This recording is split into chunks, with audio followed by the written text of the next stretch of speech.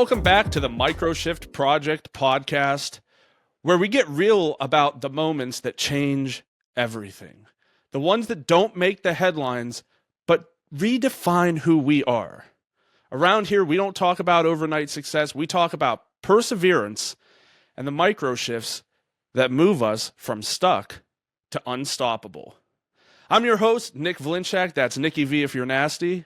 And today, I'm turning the mic towards someone whose story is all about that quiet, relentless kind of perseverance. It's someone I know. I've seen her a few times. I've met her.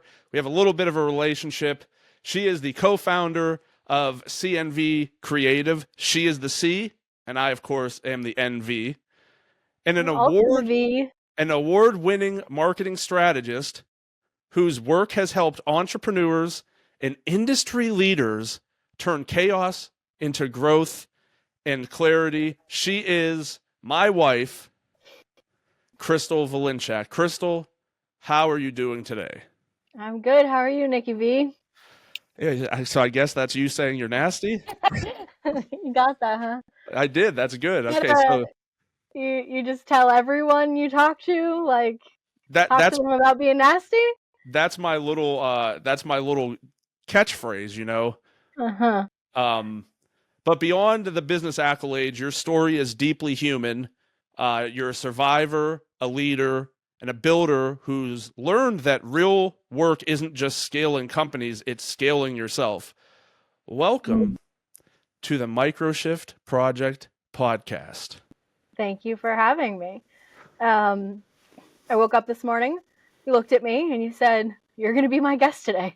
I said, "Okay. Thanks for the formal invitation." I think it's going to be probably my assistant. I think it's probably going to be a more regular thing. Sure.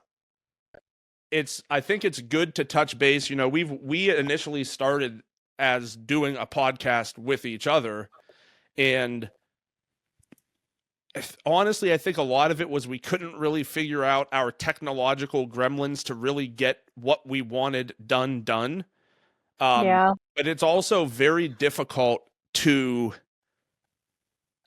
do something how we were trying to do it. I think kind of stepping back into the world of podcasting has, and not just doing the podcast myself, but over the course of the last month, I've been on probably 10 podcasts now.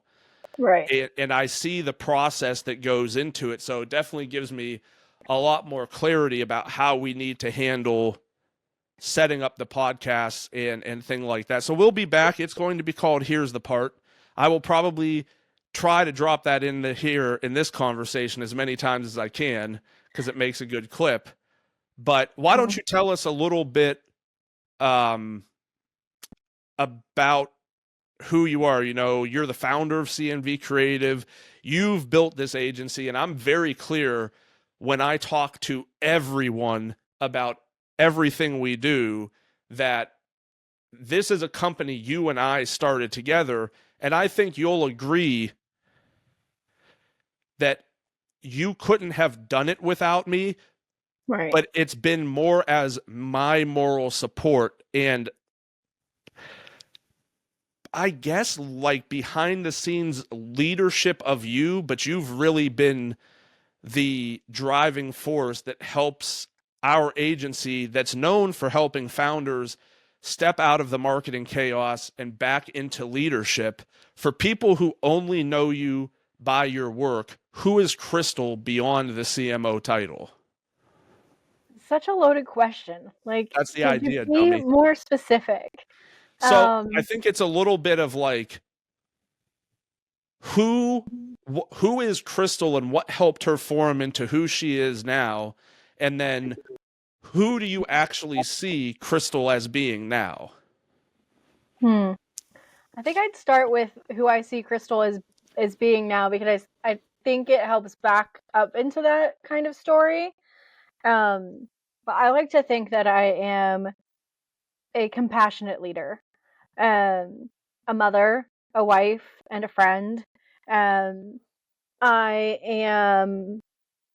tell people, yes, we run a marketing agency, but it's not the marketing that like that's not, I love it, but that's not my favorite part. My favorite part is the team and getting to help them like see themselves shine and find their own power. And I think a lot of that stems from, you know, my background. I'm a firm believer that every facet of who you are is pretty much stemmed from your youth and that inner child. And so I have experiences from my life that have forced me to take ownership of me and myself and my time and my peace. And so now being able to do that in the leadership capacity is like the thing that I love most. So in a normal work week, if on the days where I'm being a true mentor and a leader and helping our team and guiding that team, those are the days that I leave work feeling energized and happy and fulfilled. And then the days where I'm on, you know, maybe client calls or actual marketing work, at this point in my career, those are the days where I leave work and I'm like so exhausted. So I know for me, really helping the team is what I love to do. Yeah, and I think it works well because we have kind of diametrically opposed personalities. Yeah. I just got through watching Vikings, so I come with the axe. I'm reading a book about Sammy the Bull Gravano, so next week when I have a podcast, I'll be talking like a New York Italian mobster. You know what I mean? It's just going to be that I'm very heavily influenced by what I'm into at the time, but I don't have time for foo-foo shit. You know, I really try to cut through all of that stuff, and I can be seen. It takes people a while to read me. Part of it is intentional, of course. Yes. Because I need to see how people are going to act, and I have to have my own evaluations for human beings because of traumas I've been through in my own life. Yeah. And so I think that it's good because we have someone they could come in and trust immediately with you, and then as it goes along, they find out that I'm the one who's going to be willing to ride or die with them and do what needs to be done in terms of making sure they're happy, they're satisfied, they're living up to their best, potential. I think we both are, but because you put on this protective front, it takes people a long time to see that side of you. Yeah. Yeah, so like what your listeners might not know is that we knew each other for 2 or 3 years before we started dating, and I hated you. Yeah. Like I thought you were the most arrogant, cocky son of a bitch, and I would just dread the days that we were on the schedule together. And then I saw the crack in the armor, and yeah, I saw the crack in in. the armor too, because all of a sudden she started showing up to work in a black G-string, and I kind of knew what it was. So it was the first time in my life I picked up a signal from a woman. You know, I was like the singular time I actually executed on the mission. But you know, it's kind of good that you skipped past the typical introduction where, and it's hard for me, right? Like, as I'm going on these podcasts and people are like, tell us your story. And I've had like these pre-interviews where people are like, your response should be 3 to 5 minutes. And I'm like, motherfucker, you just asked me to tell you my story. What do you think that goes into a 3 to 5 minute answer? The story is we're talking about a literal like 17 or 18 year span that you're asking me to talk through. Like, it's not easy to just put that into 3 or 5 minutes. But for the purposes of this, I think, most of your answers are a little bit more around that time. So, we kind of skipped over the typical, like, oh, tell me your background. What did you do as a kid? Or, what was this and that? And we're going to jump right deep into, the knee deep side of things. And I think one thing I think we value about each other is our transparency. And you have not been anything but like outspoken about the fact that you've dealt with sexual assault when you were younger. Like Shaggy said, it wasn't me. And that experience shaped how you lead and what you stand for. You Yeah. said it's not something that you've always talked about publicly, and I get it, right? Because it's a Yeah. huge burden. It's not, so I was 5. It's not something that like you said, I don't shy away from it. It's not a secret. I just never really publicly share. Um, Sometimes like for instance, and I think this is a trigger I need to write down, but like when we started and you called me a survivor, my instant thought was, I'm not a survivor. People have gone through much worse than I went through. I It's not that big of a deal. So I undercut that. And so it makes me kind of feel like a fraud when I talk about it, because in terms of sexual assault, it could have been a lot worse than it was. So maybe that I think that does tend to lean into like why I don't talk about it publicly. But I also am a big believer that silence doesn't help anyone. And there are so many people affected by sexual assault. And I think just hearing someone or like maybe you see online, or maybe you just know through the grapevine that they've experienced something similar or in the same vein that you've experienced, makes people feel maybe a little less alone and like there's another safe person there. So I'm always open to sharing. It's just not something publicly I've been comfortable doing. Well, let's be very clear. There's no amount of sexual assault that is acceptable. There's no Mendoza line for like, well, that was okay. I was only partially diddled, so it was just aware of that. Yeah, I think that we have to make that very clear, but I think there's almost like a Stockholmian syndrome effect that goes on there, where you like the person who did it was a member of your family, and even though you've cut that person out of your life, there's still that like unnecessarily sympathetic portion that's kind of like, well, I mean, a lot of people had it a lot worse, but like you were a 5-year-old child, that does not get much worse than that, right? And like I think it has to just be, people who go through that abuse have to know that none of it's okay, and that it becomes cyclical if you adopt the mentality where you just stay silent about it and you don't really face that juggernaut of a demon. Like it could come to pass, and it has, right, like especially when Primo was born. I had to do a lot of work on my inner child and what it meant to me, what kind of parent I wanted to be, and what kind of safe space I wanted to create, and the boundaries that we have, as a family with other people, even trusted family members. It's just like I think that there's 2 major parts of my life that really fucked up for me. Mm-hmm. Someone who, like you said, family who was supposed to be safe. And so there is no trusted safe person. That doesn't exist for me. Yeah. And I know, like, just my mom doesn't get like that she's not a safe person. Yeah. But she doesn't get that it's, whether it's about her or not about her, it's not about her, it's about me. Right. And that what was supposed to be safe was not safe. Yes. And then I grew up in a neighborhood where safety wasn't guaranteed.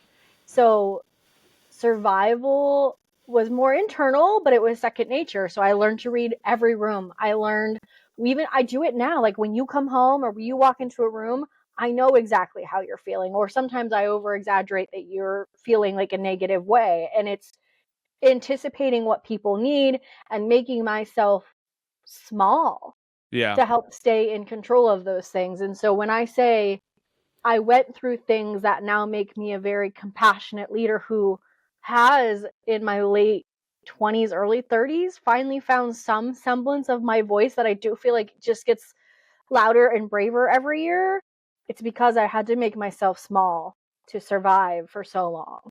I think it was an interesting point of life when we came together too, because I haven't really talked about it too much on this podcast yet, because there really hasn't been like the window to discuss it. But we both came out of like really abusive situations, and that's what more or less kind of brought us together. By the way, I'm clipping the part about your mom for social media, just so you know. That's fine. That's going to be the clip I use. But anyway, it's fine. It's not about that. It could have been my dad. It could be anyone. It's a joke. But the the trauma that we both went through, I was not the person I am now back then. I was very like meek, but the weak version of meek, if that makes any sense, where it was like I just wanted to live a very honest, straightforward life. And I'm not saying I wanted to do that. I'm not saying I don't want to do that and have not been trying to do that, but I was getting stepped on mostly by my ex-wife, but really any and everything that I put a lot of faith in kind of in certain ways abused me. My relationship with the rescue mission was like incredibly unhealthy when you sit back and look at it, because I was someone who was constantly trying to give my all to something.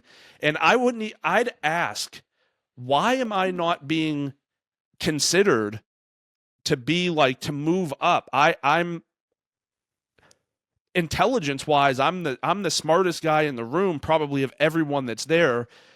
I can captivate people with how I talk to them. And it started out, well, you're not going to church enough. And I'm like, I work until midnight on Saturday night and come back at 8:00 on Sunday morning. Like, if you schedule me like that, what are your expectations, that I'm going to find a 6 a.m. church service and do all this stuff and put my physical and mental health at risk? And then it just became, oh, well, to be honest with you, and this was told to me by my father-in-law, who was the director of operations, and I trusted him, and he's looking at me and saying, well, some people there are just waiting for the other foot to drop.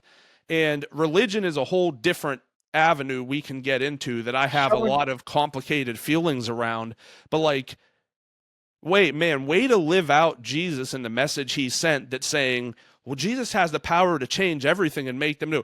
Except for Nick, we're just waiting for him to go back to do what he was usually doing. And that was, at that point, I was just like, these people are a mess. And I always told people, like, working at the rescue mission, that people, oh man, it must be so hard to deal with the homeless that come in. And yeah, there were times where it was difficult. It was far more exacerbating trying to work with the staff there. My God, all of my run-ins were with these people who were holier than thou, and no matter what I was doing, I was always doing something wrong. I was never saying enough amens, or I wasn't saying enough hallelujahs, and it has really damaged my view of that specific type of faith. It's something I'm going to go into when I feel like I have a better way to put words together. But, you know, I think the next thing I want to kind of touch on with you here is, we went through this really weird time of our lives, because if anyone knows us, and if our friends are listening to this, you know how absolutely wildly responsible we are, and we are never doing anything or going without our means. We are the most like fiscally responsible and straightforward people you'll ever meet. But I got laid off from my financial service job on the 4th of July. I don't remember what year. It's been too many years. Well, it was right before I got pregnant. So yes, that was the point I was going to get at. I know. Sorry. So it would have been 2017. Like, truthfully intelligent and responsible people, we were like, well, we should have a baby, because let's face it, I didn't have anything else to do at the time. So, you know, that is factual, but you're also underselling it. We had already done 2 rounds of fertility treatment. Yes. And we were scheduled for our 3rd one already. Yeah. And they only let you do like 3 before they make you stop for a while. You really know how to take the air and fun out of a room. You're like a fun vacuum. I've heard you tell this story like, we are so irresponsible that we decided to get pregnant. I've been trying to get pregnant for 10 years. Yeah, I'm going to get pregnant. It's a joke we're trying to tell, you know, like, read the room. I don't think you can read the room. You're trying to be. I wonder why our son is so literal about everything. Well, actually, Nick. Yes, because you're not the one with autism or anything. It wasn't the fact that we tried. We've been trying already. Like, they don't know. They don't know that. We can tell that, we can spin the narrative how we want. Okay, you say whatever you want, Nikki. Anyway, after she killed the story to death and put a stake right through the vampire's heart, we were entering a situation where, like, I was at home, but I was I think at this point my unemployment had run out. I think we were at a point where I was just done trying to get my JIRA certification. That didn't work out. And I had kind of exited that situation. And we had always done little like projects in marketing for like a couple of years. Mostly it was you. But I was like, well, I'm going to try to, I'll take the company that we formed and just try to find like one $1,500 a job a month just to try to keep everything afloat. And then you're going to go back to work, and you had it worked out with your boss at the university that you were going to have a hybrid schedule where you were able to go to work like 2 days in the office, and then you were going to be able to stay home and work remotely, which would have been a perfect situation, right? Because the days you were home, you could have watched them. The days you were gone, I could have watched them, and we could have kind of divided up work a little more evenly, or more realistically, just having two sets of eyes in and around him while we were both trying to work is far more beneficial than just one of us casually trying to watch him while trying to work. And then I remember this day like it was yesterday, because it was literally like the day before you were set to go back, and you got an email, not a text message, not a phone call, but an email basically saying, well, hey, I reconsidered, and we've decided that, or I decided that you are going to have to come to work full time. So no childcare, no time to find any. Instead of breaking down, though, you ended up deciding to try to build something new, and that is the company that is now CNV Creative. Can you kind of take us back to that moment? What was going through your mind, and how did you find the strength to kind of keep going when it seemed like every step of the way something new was springing up trying to like impede our progress? What part of the story am I allowed to tell? Or am I going to get yelled at again? The good part, like a good story, make it compelling and like make the feel I felt like it was also, this was pre-COVID, so working from home or like hybrid was not normal then, right? So we'll give them that benefit of the doubt. But more than the childcare thing, like deeper than that, I felt like I was in a cage again.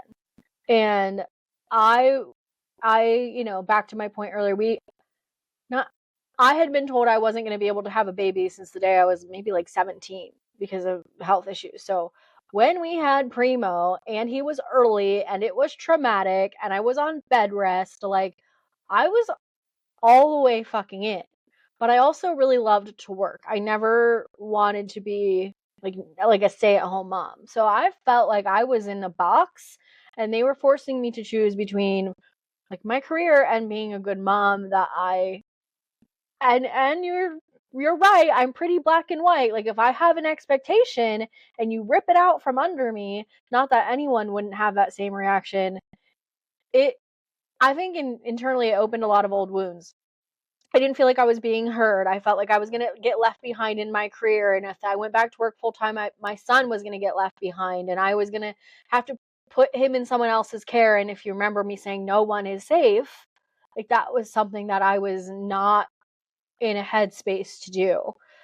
But I think why that was such a turning point for me was because instead of my typical freeze response, I dug in and I chose to do shit about it.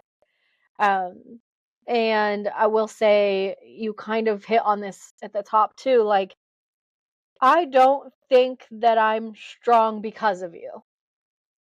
I think I can do that on my own. But I will 100% say that it was definitely you then, and who continues to remind me when I forget that I'm strong and that I can handle tough shit and I can get shit done, that I can figure something out. And I, we both tried to come together and use this situation as potential. And so because I didn't have the space to ask, I was put in a box. I just fucking figured it out. So she has never let me put her in a cage. It was never something I thought about. I guess it could be a kink. I'll have to look a little more into it. We are trying to think about Christmas presents for each other right now. Maybe, maybe not. We'll have to think Maybe about it. not. So I would say CNV was kind of born out of defiance because I was pissed. I was really loyal to that place. I loved my job. Right. Yeah.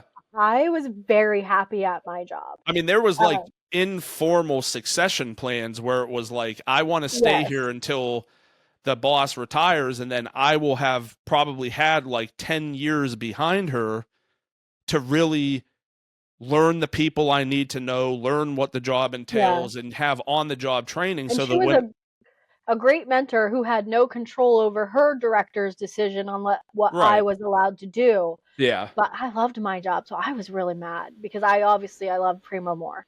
Yeah. And the safety, I couldn't do it. And I do want to take a second to kind of stop and highlight something that you said. You know, and I don't think you have yet to hear me on a podcast, whether it's my own or I've done with someone else, but my message is about putting out good into the world, right? And I have to sometimes, I think, kind of slow myself down and stop and really define what that means. It is about putting out good into this world, but do not for a second think that I'm going to let you get over on me or to abuse me or to abuse someone. I will absolutely, as I love to say, I will absolutely crash out on you in a very, very major way if I feel like you're threatening me, especially if I feel like you're threatening my family, if you're threatening our well-being. Like, you have to be the kind of strength that will reach down and help somebody out without worrying about what they look like, who they are, what they could have done, whatever, and just understand that humanity and community only survives on innate goodness and being willing to do those things, but also being willing to stand up and fight back and be defiant when it's necessary to do so. I never had permission to do. Not even with my uncle. He was in my life for 15 years after. But that's the thing. You don't figure out till it's too late that you don't fucking ask for permission. Exactly. You do it. You just do it. Because my dad taught me at a very young age, no one is going to be there to stand up for you. You need to do it yourself. And when I went into Canfield, I was getting bullied because we had money. Everyone in Canfield, for the most part, had money. Everyone's dressing in relatively nice clothes. I'm coming in wearing Kmart clothes because my mom's dead and my grandma shops at Kmart. Well, my dad isn't going shopping for us. Plus, even if he did, who the hell knows what he would actually buy? So I'm going in there wearing the blue light special. And it did not take long for me to be like, I don't like the trajectory of where this is going. And at the time, I might have been tall, but I was like a lanky kid. And I remember someone pushed me in a way I didn't like. And it was full on see red, hope you live through what I'm about to do to you. And it was bad. I had to have a science teacher literally like rugby tackle me and hold me with his forearm, like my face, forearm to the ground. And he's telling me, I don't want to have to do this to you, but you will not stop. And so though you don't want to have to go there, right? That's not what you want to have to do. But if the situation is pushed that far, you have to be willing to say, I'm either going to sit back and continue to take this abuse, or I'm going to stand up right now and look the abuser in the eye and say, it's fucking done. And now we're living this on my terms. I think what's really interesting, and this just dawned on me, and sorry if I steal your thunder again, I won't go too deep, but every microshift I have, because obviously I know, what your is about times where I found my voice enough to be defiant. Yeah. And because I'm such a people pleaser that even doing things that are not defiant, they're really just standing up for yourself, I view them as defiant. I have a memory of you and I on the porch when Primo was about a year. Yeah. It was not a fun time, but it got us where we are. Right. And we almost didn't get past Primo being a year. I remember you talking to me like that, and in my head, I was like, I'm happy that she found her voice, but I'm not fucking backing down. And then I had to, and I guess in hindsight, it is one of my micro shifts as well, where I really, that was my moment. Now I'm going to steal your thunder. That was my moment where I was like, brother, you live your life in such a manner that it's what you say goes. And that's not healthy. And it was a lot of the time, it wasn't out of. No, that was your coping mechanism. But it was also a situation where, and you'll admit this because it's been frustrating to you on numerous occasions, I tend to end up being right a lot. And it was a situation for me where I had to realize and say, the backstory is we moved the couch a certain way, and I was like, I'm fucking done with this. We're not doing this. This is stupid. It's going back to how it was. And so that was literally what the argument was about. But it's never what it's about. It wasn't really what it was about. It was the catalyst of the fact that I was absolutely right in the situation. The couch, what we were trying to do with it was inherently stupid. But that wasn't the point. The point was I didn't let her have a voice in the matter. I just said, nope, that's the wrong way. And because it's the wrong way, there's not even a discussion behind it. And so I'm frustratingly more open with her to make sure we're having those communications. And it's less, I will still prod her at times when she wants to do something some way and I end up being right. But it's less of the I told you so and more of the like, I'm going to wait till the moment has settled and then jab at it, as opposed to being like in the moment, be like. When we were at MIT for your speaking gig, she said something to you like, you need to remember that it's not fun for people to hang out with someone who's always right. And like everyone to know that they're always right.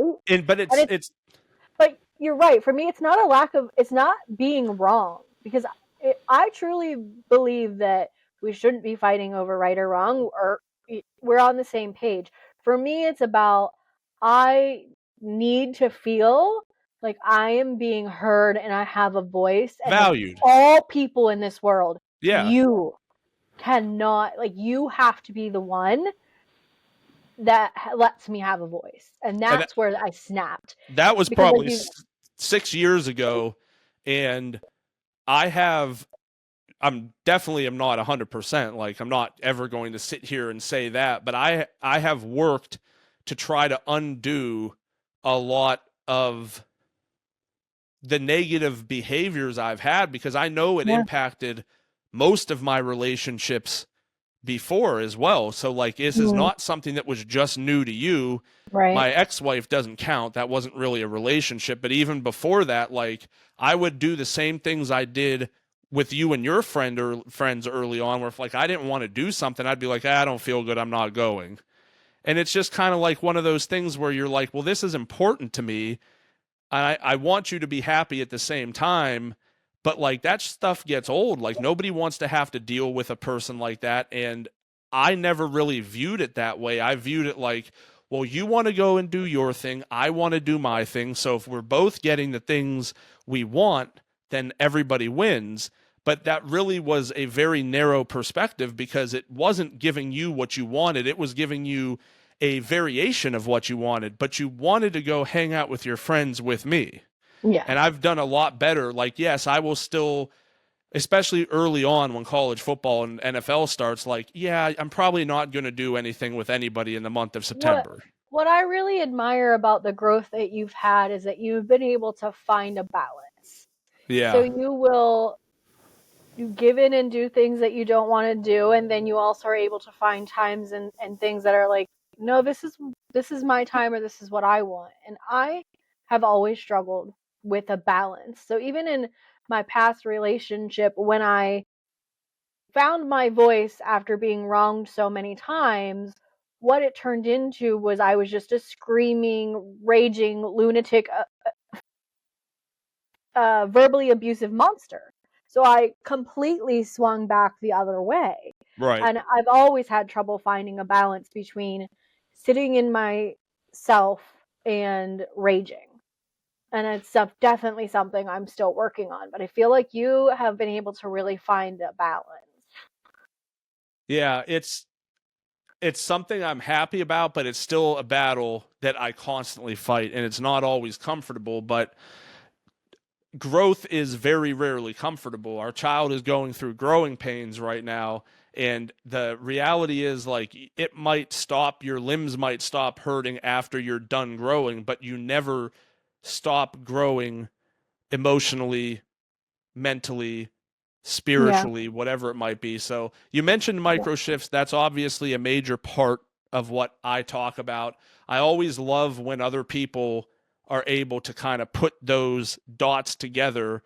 And even though, look, everyone has a different phraseology or how they identify what things like that are, it's still the same kind of thing where it's a smaller incident that really helps shape something, whether it be personally or professionally. You actually had a story that we went through professionally where Yeah. early on when the client when we started the business, we had a client who was being abusive and mistreating our team, and it wasn't a situation where like we could necessarily afford to lose the client, but it was just like we have to do something. So why was that moment so pivotal to you?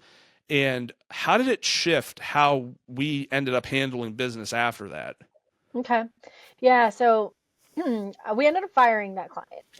And so, to your point, we were a small growing business and I wanted to keep our team employed. So we did need the money, but it got to this point where it couldn't be about the money and it had to be about what I was allowing her to do, what that represented. And I think for me, having the responsibility of not just how someone is treating me, but how someone is treating my loved ones and my team. I will never say we're a family, but that they are included in the people that I love. And so seeing how this person was steamrolling and abusing people that I love was a really big moment for me.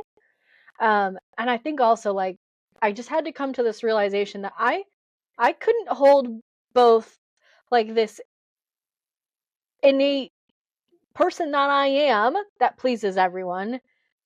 And so that means take shit from everyone and a business that did the same thing. Now, every area of my life is taking shit from everyone, and so are the people that I love. Um, and so, how that really shifted the business now, it was the birth of our core value, which we call balance and boundaries. Balance and boundaries is both for our team and for all of us as team members to protect ourselves. So like we're really rigid on like I'm not messaging my team at 11 p.m. I'm not emailing people at 11 p.m. And our clients, I'm never going to say you can't email us because I don't control other people, but that's not a boundary. A boundary is we will not reply to you until the following business day in normal business hours. Very few clients have our cell phone numbers, and only clients who we have worked with, like Damon for 7 years, Steven for 5 years. Like, and if I found that they were abusing that, I would have to have that conversation. So it was another big pivotal moment where I got defiant and I put myself first and our team first. Mm. Um, And I think that that has really shaped the types of clients that we work with, the type of team members that we attract. When we interview people and I tell them about our core values, that really resonates with them. And it really shows people the type of business that we're at least attempting to run. And my Are we running profile it or is it running us? I don't know. and my profile picture on Slack is Rafi and people like that too. I don't think most of our clients know who that is. Well, some of them do, and I've gotten compliments from it, so there you go. One of my least favorite things, and what is an absolute red flag, fucking run away as fast as you can, is when a business owner says, "We're family." No. Because It just means I'm a predator and I am going to try to abuse you for my gain and Yes, I say, have a well, we're very all a like family. when they say you're a family, it means the employees are the family member and they're supposed to bend over backwards for you. Right. For us, it's much more like, no, I care deeply about you and I will be the one. Like Margie, I don't think I told you this. Margie slacked me yesterday morning. She was like, hey, I'm not feeling well. I'm like, then why are you here? Like, nothing's on fire. This isn't Right. an emergency. Go home. Um, I will bend. We have a terrible track record of paying people far longer than we should. We keep people who are not even, not anymore, but we take care of people. Yes, but you do Hard part not for bend me, them over. That is a major HR violation. I know well, that's wrong. You do not bend your people over forward. You do not bend them over backwards. You just let them stay straight up. That's how they have to work. I think another big microshift from me was when we had to let go of someone who had worked with us for a long time. And that was really hard for me to do. Yeah. And I think what it really showed me is that if I had been less afraid of feedback, if I had given better mentorship, better direction, we might not have ever gotten to that place. And so my awakening also has to be that feedback is the purest form of kindness. If you want someone to have long-term success and you want to give them all the possible tools that they can have, and then what they choose to do with those tools is up to them, but I at least want to know that I gave them every opportunity. Yeah. And I think that's one of the major things that people don't understand. Like, look, we're in a day and age where it's never been easier to open up a business and to get things moving. There's every resource you can imagine. You could probably go to Chat GPT and at this point maybe have it do every single thing you need it to do, with the fact that there are now apps that you can cross-reference in it and use to do things. I mean, maybe you Keep can't, up, maybe yeah. we're not. Well, agentically, you may be able to create something that goes into the Secretary of State's website and registers your business. I don't know. I don't have time to do that unless someone's paying me to do that, and no one has paid me to do that, to build that for them yet. But once you open the business, most of these people, like us, I mean, I ran businesses before, but ran was like past tense, which means it didn't work. So, I mean, I learned from my mistakes, but I was still never in a position where I was high enough up to be like, oh, this is what it's like to run a successful company. So Yeah. most businesses are at this disadvantage where there is a lack of information about what to do. And like, you can look for management techniques and here's what you need to do and all that stuff, but like, it doesn't replace the actual doing it on the spot. So Yeah. like, if we ever had to, and I think that's why it's been easier to like some extent for me to branch off into this speaking business, because it's like, well, I understand how to run a business now. So I'm able to take a lot of what I learned and streamline the process to get up and running and launch like pretty much immediately. You're obviously pretty passionate about leadership. You're also pretty, especially the kind of leadership that's rooted in empathy, integrity, and accountability. That's a rare balance, not just in business, but in life. Where do you think that philosophy came from?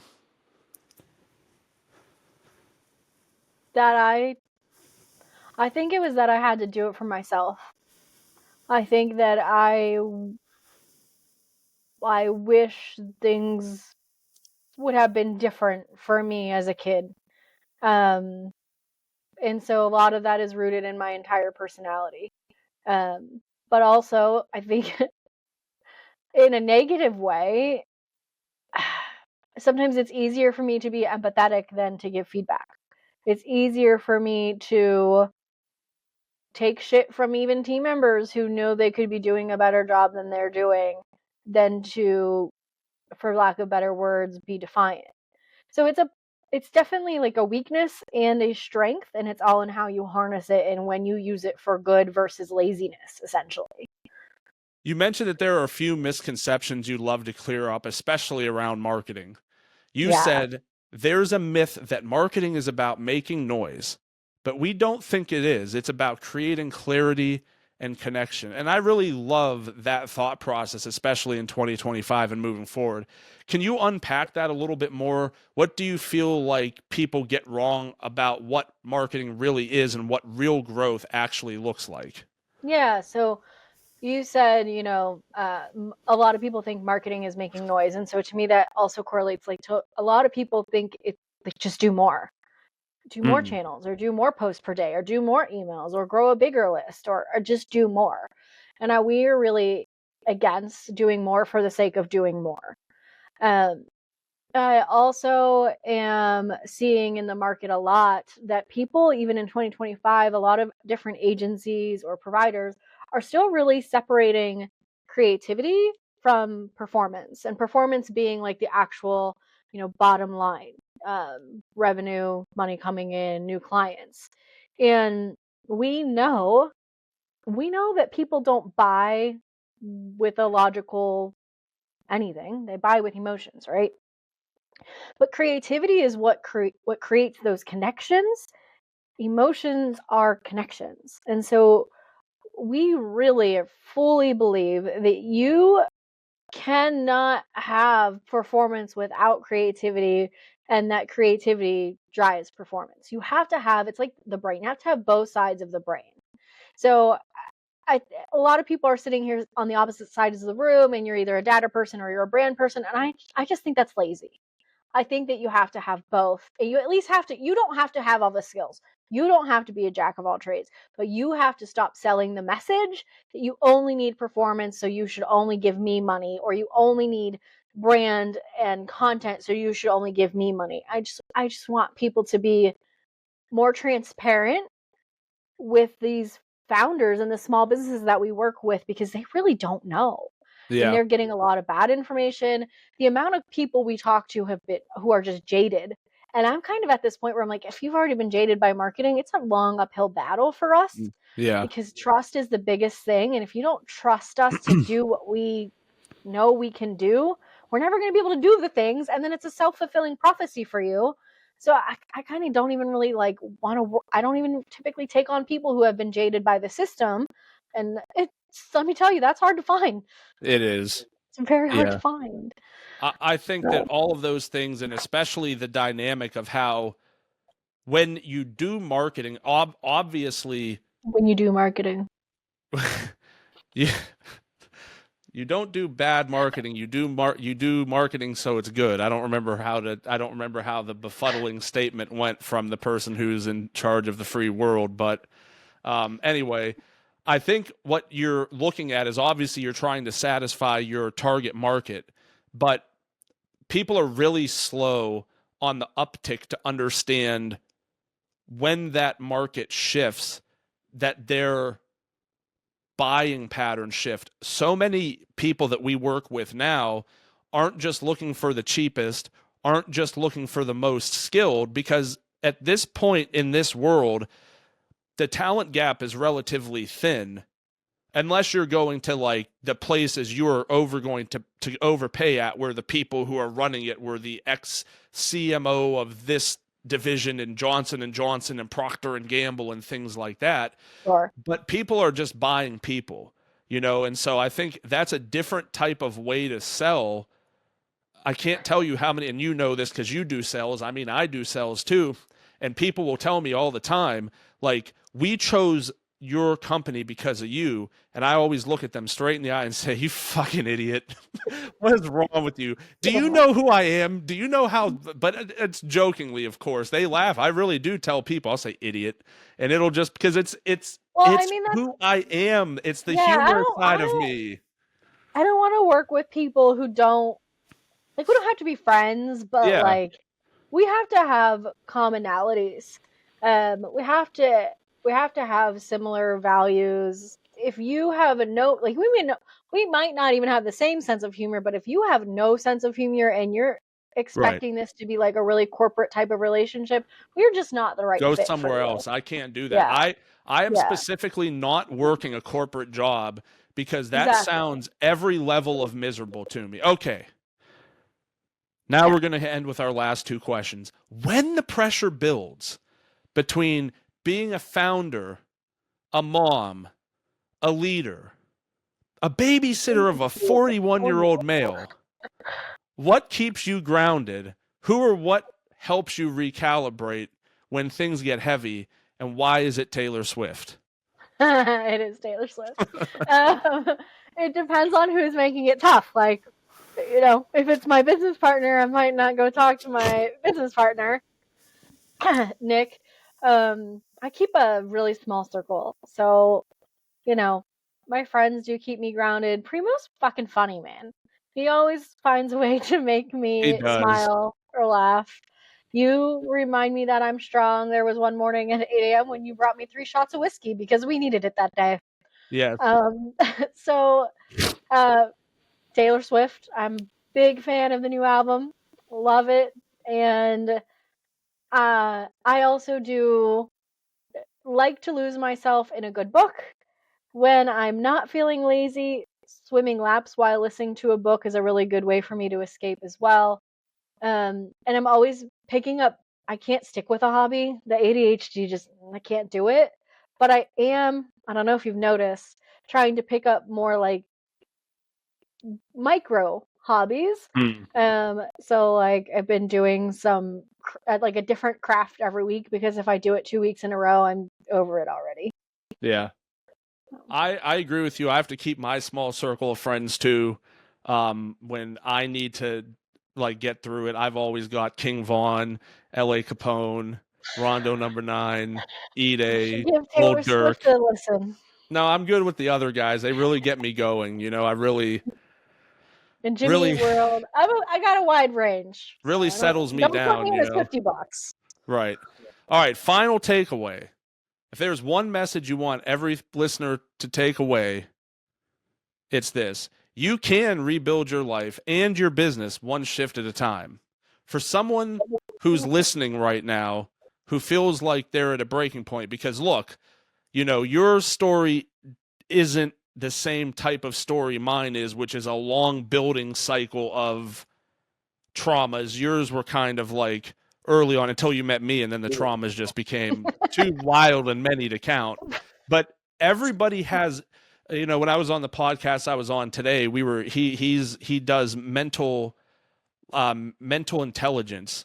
And one thing we were talking about is that it's so hard to be in a field where you're trying to do medical diagnosis, because if you say, okay, someone has ADD and this is how you treat it, the problem is in America, especially at this point, it's like, well, you have ADD and you have diabetes and you have high cholesterol and you're autistic. And once you've put all 4 of those things together, now how you treat one thing probably has an impact and can exacerbate the other things. So you can't just treat someone that has all 4 of those things with just the treatment for the thing that you think they should be treated for. So I guess what I'm saying is, we at 8+ billion people on this earth have still somehow managed to find a way where everybody is truly unique, to the point where 8 billion people could go through the same thing and uniquely need 8 billion different solutions